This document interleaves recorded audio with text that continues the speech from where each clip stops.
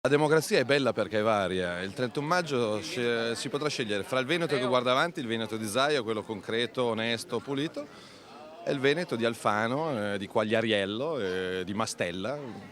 Sceglieranno i veneti. Il segretario della Lega Nord Matteo Salvini torna in Veneto a Treviso per ribadire il sostegno a Luca Zaia alle prossime regionali e annunciare le prossime mosse del suo partito a livello nazionale. Legge Fornero e studi di settore. Legge Fornero che cancelleremo, fosse l'ultima cosa al mondo che facciamo, se serve anche votando insieme alla sinistra, a Grillo o a chiunque altro, e studi di settore che sono uno strumento di tortura fiscale che va cancellato.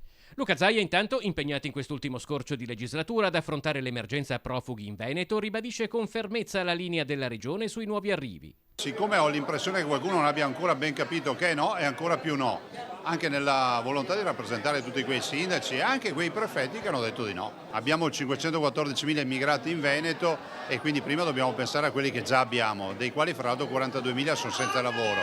Abbiamo certificato che ovviamente le caserme non rispettano la dignità umana perché sono delle vere e proprie discariche a cielo aperto.